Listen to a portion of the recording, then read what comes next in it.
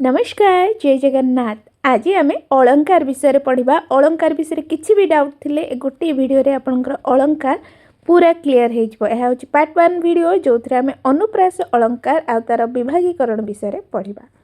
साधारणतः भूषणार्थक अलम पूर्वक क्रू धातु करण बा भाव खंच प्रत्यय द्वारा अलंकार शब्दटी गठित जार अर्थ शोभाकारक उपकरण। व्याकरण भाषार शुद्धता उपरे गुरुत्व देथिबा समय अलंकार साहित्यर सौंदर्य दिग प्रति दृष्टि देता है।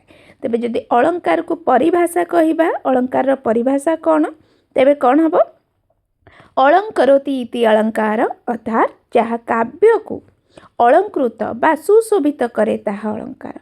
अलंक्रियते अनेन इति अलंकार अर्थात जहाँ द्वारा अलंकृत बा भूषित करा जाए ताहा अलंकार। कारण एग्जाम रे बेले बेले आमर अलंकार रो परिभाषा मध्य पड़ी थाए तार प्रकार भेद पड़ी थाए। अलंकरणम अलंकार अर्थात काव्यर सौंदर्य हेउछि अलंकार। काव्य शोभा करान धर्मानां अलंकारन प्रचक्षते अर्थात जो धर्म काव्यर शोभा बा सौंदर्य वर्धित करे ताहा ही अलंकार। यह आचार्य दंडी तांको काव्य दर्शन रे उल्लेख करिसेंती। तेबे अलंकार प्रकार भेद कौन अलंकार दुई प्रकार शब्दालंकार अर्थालंकार। तेबे शब्दालंकार मुख्यतः तीन भागर विभक्त अनुप्रास जमक श्लेष। अर्थालंकार पांच भागर विभक्त उपमा रूपक उत्प्रेक्षा व्यतिरेक विभावन। तेबे शब्द उपरे गुरुत्वारोप करी जो अलंकार सृष्टि ताहा शब्दालंकार। आउ गोटे कहीपर जहाँ द्वारा शब्द सरस सुंदर और श्रुति मधुर हुए ताहाको शब्दालंकार कहा जाए। तेबे शब्दालंकार आम देखिले प्रथम हूँ अनुप्रास। अनुप्रास अलंकार क्या कहा जाए ना काव्य बा पदरे एक बा एकाधिक व्यंजन वर्णर बारंबार व्यवहृत हेले ताहा अनुप्रास अलंकार होता है। मन रखिबो एक बा एकाधिक व्यंजन वर्ण बारंबार उच्चारित होथिबो। देजी उत्कल कमला विलास दीर्घिका मराल मालिनी नीलांबु चिलिका यह राधानाथ राय द्वारा लिखित। एटी कौन देजी दुईटी पादरे क ल एवं म बारंबार उच्चारित होइछि। देखि पारुथिबो पिला माने उत्कल कमला विलास सबुथिरे क ल आउ म बारंबार आवृत्ति होइछि। से आमे कौन पढ़िले अनुप्रास अलंकार काहाकू कुहाजिबो जो व्यंजन वर्ण बारंबार व्यवहृत होथिबो ताहाकू आमे कहिबा। सेही परि भाबरे आउ गोटे देखिदबा देखी नव कालिका बकालिका मालिका आली कालिका कांत स्मरी रक्षा केमंते करी करिबा मत करी गतिकी एमंत विचारी। एथिरे भी कही देख कालिका कालिका कल आउ र बारंबार व्यवहृत केवल बारंबार व्यवहृत हेले ताहाकू आमे अनुप्रास अलंकार कहिबा। केवल बारंबार व्यवहृत देख कल र केते थर आमे व्यवहार करछे। प्रथम रे कल सेकेंड वाक्य रे र बहुत थर व्यवहार होइछि। मुकुले चाली चरण करिबु मा विचरण व्यपदेशे वितरिणी अमर कांति तालभी वन पादप राजी होई दप दप बहिबे अमर दर्प बिहिबे शांति पल्लवे पाटल श्यामल रुचिर रुचि रहिब चिर निर्मल। यह गंगाधर मेहरଙ୍କ रचना। एथिरे जदि आमे देखिबा देख क च आउ र प बारंबार व्यवहृत होइछि। चाली चरण विचरण एमती सेमती तृतीय पादरे पल आउ चतुर्थ पादरे र च एकाधिक बार आवृत्ति घटिछि। तेबे अनुप्रास अलंकार मध्यरे विभिन्न विभाग मध्य रहिछि। भल से देखिबो तळ देख रुचि रुचि बा र बहुत बार व्यवहार होइछि। र आउ च रुचि रुचि चिर चिर केते थर व्यवहार होइछि। खाली बारंबार आवृत्ति जोटी हेतिबो सेटा हमें मन रखिबा अनुप्रास अलंकार। तेबे अनुप्रासर विभाग जेमती अछि कहली ଆଉ ଗୋଟେ ଅନୁପ୍ରାସର ଉଦାହରଣ ଦେଖିବା। କାଳିନ୍ଦୀ କୁଳିଆ କଦମ୍ବ ମୂଳିଆ କେକି ପୁଛ ଚାରୁ ଚୁଳିଆ କଜଳ କାଳିଆ କାଇଁଚ ମାଳିଆ ମଣି ମକର କୁଣ୍ଡଳିଆ କଳିତ ଲଳିତ ପିତ ଦୁକୁଳିଆ କଳଙ୍କ ରହିତ କଳା କରଜିତ ସୁନ୍ଦର ମୁଖ ମୁଣ୍ଡଳିଆ। ଏହା କବି ଦୀନକୃଷ୍ଣ ଦାସଙ୍କର ରଚନା ରସକଲ୍ଲୋଳରୁ। ଏବେ ଦେଖନ୍ତୁ ଏଠାରେ କ ଆଉ ଳ ବ୍ୟଞ୍ଜନ ବର୍ଣ୍ଣ ବାରମ୍ବାର ଆବୃତ ହୋଇଛି। କାଳିନ୍ଦୀ କୁଳିଆ ମୂଳି ଳ କଦମ୍ବ କ ଏମିତି ଚୁଳିଆ ଳି କଜଳ କଳ କାଳିଆ ଏମିତି ମାଳିଆ ବହୁତ ଥର କ ଆଉ ଳର ବାରମ୍ବାର ବ୍ୟବହୃତ ହୋଇଛି। ତେବେ ଆମେ ଜାଣିଲେ କ'ଣ, ଯେବେ ବାରମ୍ବାର ବ୍ୟଞ୍ଜନ ବର୍ଣ୍ଣ ଆବୃତ୍ତି ହେବ ତାହାକୁ ଆମେ ଅନୁପ୍ରାସ ଅଳଙ୍କାର ବୋଲି କହିବା। ତେବେ ଏଇ ଯେଉଁ ଅନୁପ୍ରାସ ଅଳଙ୍କାର ଗୁଡ଼ିକ 5 ଶ୍ରେଣୀରେ ବିଭକ୍ତ। ସେଗୁଡ଼ିକ କ'ଣ କ'ଣ? ଛେକାନୁପ୍ରାସ, ବୃତ୍ତାନୁପ୍ରାସ, ଶ୍ରୁତାନୁପ୍ରାସ, ଲାଟାନୁପ୍ରାସ, ଅନ୍ତାନୁପ୍ରାସ। ତେବେ ଚାଲ ଏବେ ଆମେ ଛେକାନୁପ୍ରାସ ଦେଖିବା। ତେବେ ଛେକାନୁପ୍ରାସ କାହାକୁ କୁହାଯାଏ? ବହୁ ବ୍ୟଞ୍ଜନ ବର୍ଣ୍ଣର ସାମ୍ୟ ରହି କ୍ରମାନୁସାରେ ବାରମ୍ବାର ଆବୃତ୍ତି ହେବ।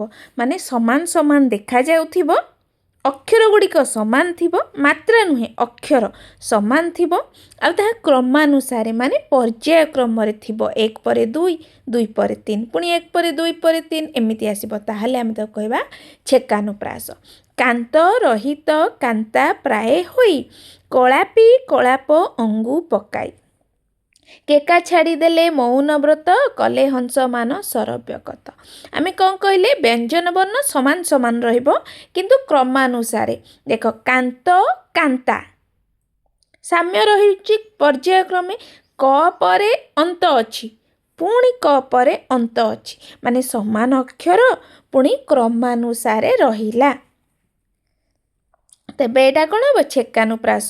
ଅନୁପ୍ରାସରେ କେବଳ ବ୍ୟଞ୍ଜନ ବର୍ଣ୍ଣ ବାରମ୍ବାର ବ୍ୟବହୃତ ହେଉଥିଲା, ରିପିଟ୍ ହେଉଥିଲା, କିନ୍ତୁ ଛେକାନୁପ୍ରାସରେ ସମାନ ସମାନ କ୍ରମାନୁସାରେ ସମାନ ରହିବ, ପୁଣି କ୍ରମାନ ଛେକି ଛେକି ହେଇକି ରହିବ। କଳାପି କଳାପ କଳପ, ପୁଣି ତାପରେ ଦେଇଛି କଳପ। ବୁଝିପାରୁଛ ପିଲାମାନେ? ଆଶା କରୁଛି ଏଇଟା ବହୁତ ଇଜି ହେବ ମନେ ରଖିବା ପାଇଁ। ତାପରେ ଆଉ ଗୋଟେ ଦେଖିଦେବା ଅନୁପ୍ରାସର। ଦେଖନ୍ତୁ, ଦେଖି ନବ କାଳିକା ବକାଳିକା ମାଳିକା ଆଳି କାଳିକା କାନ୍ତ ସ୍ମରି ରକ୍ଷା କେମନ୍ତ କରି କରିବା ମତ କରି ଗତିକି ଏମନ୍ତ ବିଚାରି ଗୋ ସହଚରୀ। ଏହା ଲାବଣ୍ୟବତୀ କବି ସମ୍ରାଟ ଉପେନ୍ଦ୍ର ଭଞ୍ଜଙ୍କର ଲେଖା। ଏଠାରେ ଦେଇଛି ଳ ର କ ପର୍ଯ୍ୟାୟକ୍ରମେ ଉଚ୍ଚାରିତ ହେଉଥିବ। ତାହେଲେ ଆମେ ପଢ଼ିଲେ କ'ଣ? ବହୁ ବ୍ୟଞ୍ଜନ ବର୍ଣ୍ଣ। ଯଦି ଏମିତି ବି ମନେ ନ ପାଇବ ର ଳ ର କ, ଦେଖିବା ଯଦି ଫାଷ୍ଟ ଳ ଆସିଛି, ତାପରେ ର ଆସିଛି, ତାପରେ କ ଆସିଛି। ନହେଲେ ଦେଖ କାଳିକା, ଦେଖି ନବ କାଳିକା, କାଳିକା ଅଛି, ପୁଣି କାଳିକା ଆଗକୁ ଦେଖିବ ବକାଳିକାରେ କାଳିକା ଅଛି, ଆଳି କାଳିକା ପୁଣି କାଳିକା ଅଛି, କାଳିକା କାଳିକା କାଳିକା। ଏମିତି ବି ଆମେ ମନେ ରଖିପାରିବା ଯେ କ'ଣ ଛେକି ଛେକି ହେଇକି ଅଛି, କ୍ରମାନୁସାରେ ଅଛି, ସାମ୍ୟ ବି ଅଛି।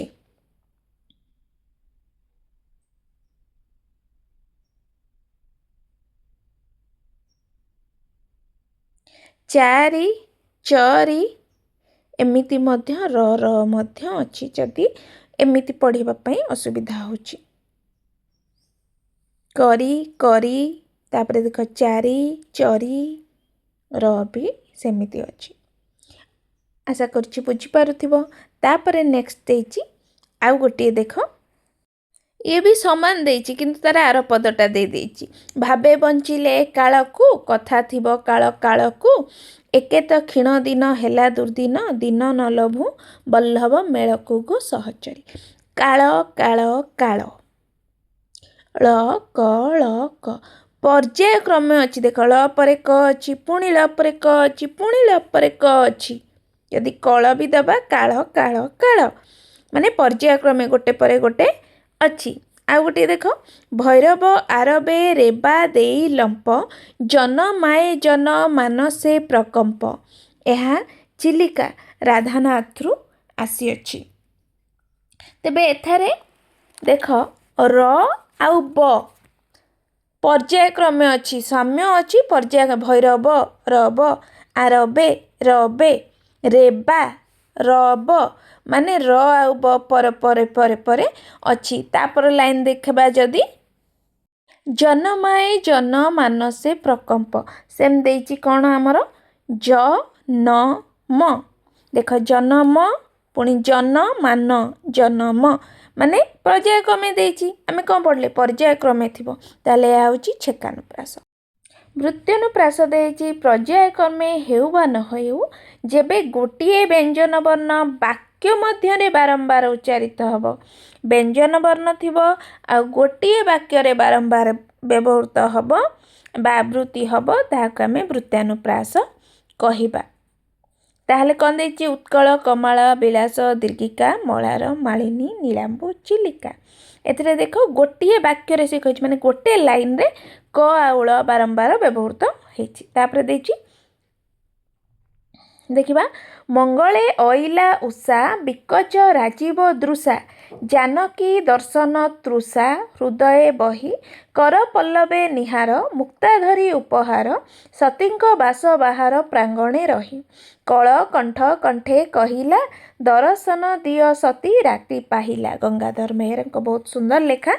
ଏଠାରେ ଦେଖ ମଙ୍ଗଳେ ଅଇଲା ଉଷା ତାହେଲେ ଆମର କ'ଣ ଦେଇଛି ସ ର ଣ ଅଣ୍ଠ ହ ତ ବ୍ୟଞ୍ଜନ ବର୍ଣ୍ଣ ବାରମ୍ବାର ଆବୃତ୍ତି ହେଇଛି। କେବଳ ବାରମ୍ବାର ଆବୃତ୍ତି ହେଲେ ହିଁ ଯେମିତି ଆମେ ଅନୁପ୍ରାସ ଅଳଙ୍କାର କହୁଥିଲେ ସେମିତି ଗୋଟିଏ ଲାଇନ୍ ଭିତରେ ବାରମ୍ବାର ଆବୃତ୍ତି ହେଲେ ସେଇଟା ହେବ ବୃତ୍ତ୍ୟାନୁପ୍ରାସ। କିନ୍ତୁ ସାମ୍ୟ ରହିକି କ୍ରମାନ୍ୱୟରେ ହେଲେ ସେଇଟା ହେବ ଛେକାନୁପ୍ରାସ। କଣ୍ଠେ କଣ୍ଠ କଣ୍ଠେ ଅଣ୍ଠ ଅଣ୍ଠ ଗୋଟିଏ ଲାଇନ୍ରେ ରହିଲା। ଆଉ ଗୋଟେ ଉଦାହରଣ ଦେଖିବା ଅଗ୍ରେ ସେହି ନଦୀ ବହୁ ଅଛି ରଙ୍ଗେ ଏରଙ୍ଗ ନିରେଖି ତରଙ୍ଗ ଭ୍ରୁଭଙ୍ଗେ। ଏହା ଆମେ ଦରବାରର ରାଧାନାଥ ରାୟଙ୍କ ଦ୍ୱାରା ଲିଖିତ। ଏଠାରେ ର ଅଙ୍ଗ ବାରମ୍ବାର ଆବୃତ୍ତି ହେଇଛି। ବାରମ୍ବାର ଆବୃତ୍ତି ହେଇଥିବାକୁ ଆମେ ବୃତ୍ତ୍ୟନୁପ୍ରାସ କହିବା। ତଳକୁ ଯାହା ଦେଇଛି ମଙ୍ଗଳେ ଅଇଲେ ଉଷା ଏଇଟା ଆମେ ଆଗରୁ ପଢ଼ିଥିଲେ। ଆପରେ ପଢ଼ିବା ଶ୍ରୁତ୍ୟାନୁପ୍ରାସ। କ'ଣ ନା ସାଧାରଣତଃ କଣ୍ଠ ତାଳୁ ମୃଧା ଦନ୍ତ ଓଷ୍ଠ ପ୍ରଭୃତି ମଧ୍ୟରୁ ଯେକୌଣସି ସ୍ଥାନ ଉଚ୍ଚାରିତ ବ୍ୟଞ୍ଜନ ବର୍ଣ୍ଣମାନଙ୍କର ଆବୃତ୍ତିକୁ ଶ୍ରୁତ୍ୟନୁପ୍ରାସ ଅଳଙ୍କାର କୁହାଯାଏ। ଅର୍ଥାତ୍ ଏହା ଶ୍ରୁତିପ୍ରିୟ ହେତୁ ଏହାର ନାମ ଶ୍ରୁତ୍ୟନୁପ୍ରାସ। ତେବେ ଚାଲନ୍ତୁ ଆଉ କିଛି ଉଦାହରଣ ଦେଖିଦେବା। ଭିଡ଼ିଓଟି ଟିକେ ଲମ୍ବା ହେବ ତ ଶେଷ ପର୍ଯ୍ୟନ୍ତ ପେସେନ୍ସ ବୋଲି ଦେଖିବେ। ପରଯାଙ୍କ ବିତ ହରିଲେ ବଳେ ସୁର ସୁରଦ୍ୱେଷ ତ୍ରାସେ ବିରସ ହେଲେ। ବିଦଗ୍ଧ ଚିନ୍ତାମଣି ଅଭିମନ୍ୟୁ ସାମନ୍ତସିଂହାଙ୍କ ରଚନା।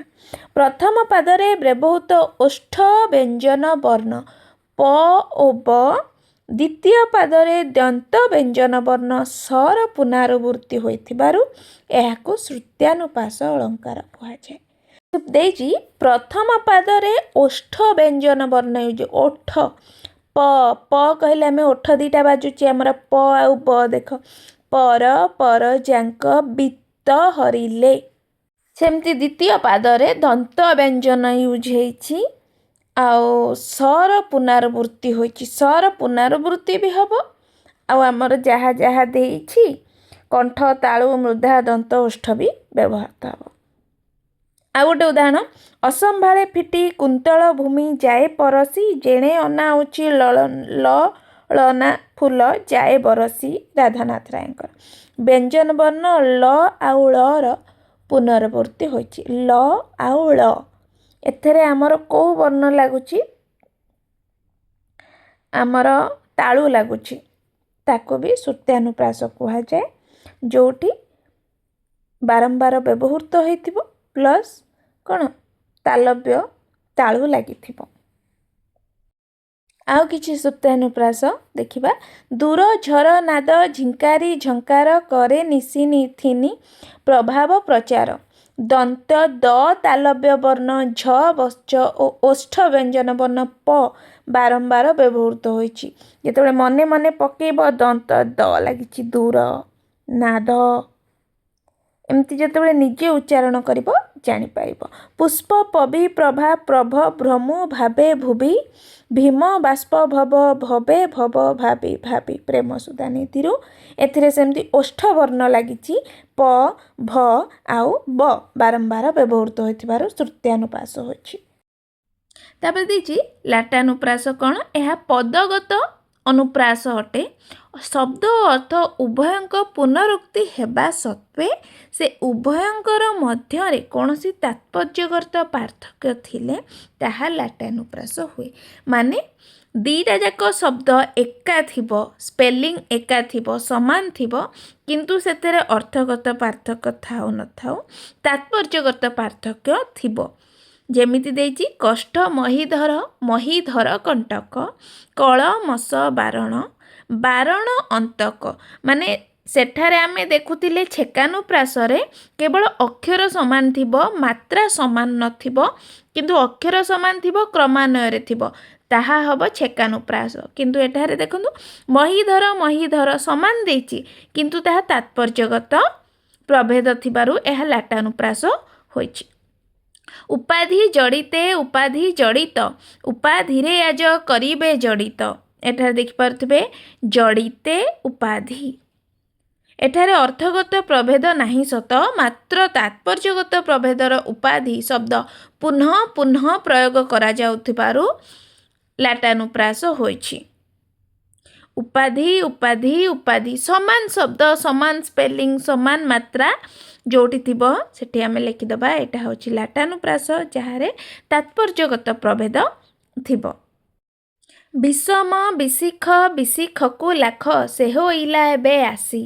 एठारे अर्थगत प्रभेद न थिले मध्य तात्पर्यगत प्रभेद रहिछि आ पुनः पुनः प्रयोग करा जाइछि। अंत्यानुप्रास। अंत्यानुप्रास कौन? पादर अंत व्यंजन वर्ण और उपांत वर्ण अंत व्यंजन वर्ण पूर्व आउ परवर्ती स्वर वर्ण र समता रही आवृत करागले अंत्यानुप्रास अलंकार होइथाय। कौन? अप्राकृत प्रेमता नाम काम आयत रहे कि से हेले बाम। यह अभिमन्यु सामंत सिंहारଙ୍କ रचना। एठारे प्रथम आउ द्वितीय पादर अंत व्यंजन वर्ण कौन? म आउ उपांत स्वर वर्ण आ अ सह आवृत होइथिबारु अंतानुप्रास होइछि। माने अ आउ आ रहिछि, सेपटे अंत व्यंजन वर्ण म अछि। तापर देछि केही रही नाही रहिबे नाहीति भव रंग भूमि तळे सर्वे निज निज अभिनय सारी बाहुड़िबे काल बळे। एटी देखंतु प्रथम आ द्वितीय पादर अंत व्यंजन कौन होची? ळ। भूमि तळे बळे ळ रहुची। आ उपांत स्वर वर्ण कौन रहुची? अ एवं ए सह आवृत होइथिबारु एहा अंतानुप्रास अलंकार होइछि। तेबे याकू बुझिबा पई थरे दिथर जदि रिपीट करिबे वीडियोटी को ताहले भल भाबरे बुझी पारिबे। तापरे देखन देछि कृष्ण पहुगंड काल अंतरे नव किशोर बय आगतरे। यह अभिमन्यु सामंत सिंहारଙ୍କ रचना। एथिरे देखंतु प्रथम द्वितीय पादर शेष रे थिबा व्यंजन वर्ण देछि रे, अंतरे आगतरे। सेमती उपांत स्वर वर्ण कौन देछि? अ र साम्य रहिछि, माने अंत आगत असाम्य रहिछि, तेणु याकू अंत्यानुप्रास कुहा जाय। 2 नंबर देछि उत्कल कमला विलास दीर्घिका मरार मालिनी नीलांबु चिलिका। प्रथम द्वितीय पाद शेष रे थिबा का चिलिका दीर्घिका का अछि व्यंजन वर्ण आ उपांत स्वर वर्ण कौन अछि? ई स्वर वर्ण देख को गोटा कथुरु स्वर वर्ण से होछि ई साम्य रहिछि, सेथिपाई यह अंतानुप्रास रहिछि। जेमति आउ गोटे देछि भाग्यवान सदा भाग्य फळे लभे अभागा लभे अशिव सागर मंथने केशव कमला गरल लभिले शिव। इंदुमती लेखा जहा कवि गंगाधर मेहरଙ୍କର। एही पदर द्वितीय पाद आ चतुर्थ पाद शेष रे थिबा व्यंजन वर्ण ब रहिछि, शिव अशिव ଓ ଉପାନ୍ତ ସ୍ୱର ବର୍ଣ୍ଣ କ'ଣ ରହିଛି ଇର ସାମ୍ୟ ରହିଥିବାରୁ ତାହାକୁ ଆମେ କ'ଣ କହିପାରିବା ଅନ୍ତାନୁପ୍ରାସ କହିପାରିବା। ସ୍ନେହ ସୁଧା ବିନ୍ଦୁ ଯେତେ ମୁଖ ଇନ୍ଦୁ ମଣ୍ଡିଲା ପ୍ରସରୀ ନେତ୍ର ଯୁଗଳେ ବିଞ୍ଚି ସୁଶୀତଳେ ହରିଲା କୋଶଳେ ନ ପକାଇ ମୁକ୍ତା ଫଳକ ତଳେ ଉତ୍କଳମଣି ଗୋପବନ୍ଧୁ ଦାସଙ୍କର ଲିଖିତ। ଏଥିରେ ଦେଇଛି କ'ଣ ଯଦି ଆମେ ବ୍ୟଞ୍ଜନ ବର୍ଣ୍ଣ ଦେଖିବା ନେତ୍ର ଯୁଗଳେ ଫଳକ ତଳେ ଳ ଆମର ବ୍ୟଞ୍ଜନ ବର୍ଣ୍ଣର ସାମ୍ୟ ରହିଛି। ଆଉ ମଧ୍ୟ ଦେଇଛି ପ୍ରାଚୀନ ଓଡ଼ିଆ ସାହିତ୍ୟରେ ଆଦ୍ୟରେ ମଧ୍ୟରେ ଓ ଅନ୍ତରରେ ଏପରିକି ନିର୍ଦ୍ଦିଷ୍ଟ ଅକ୍ଷରରେ ଅନୁପ୍ରାସ ଥାଇ କାବ୍ୟ କବିତା ଦେଖିବାକୁ ମିଳେ। ଉପେନ୍ଦ୍ର ଭଞ୍ଜଙ୍କର ବୈଦେହୀଶ ବିଳାସ ବ ଏବଂ ଦୀନକୃଷ୍ଣ ଦାସଙ୍କ ରସକଳୟ କ ଅନୁପ୍ରାସରେ ଲିଖିତ। ଆଜି ପାଇଁ ଏତିକି, ପୁଣି ଦେଖା ହେବ ନେକ୍ସଟ ଭିଡ଼ିଓରେ।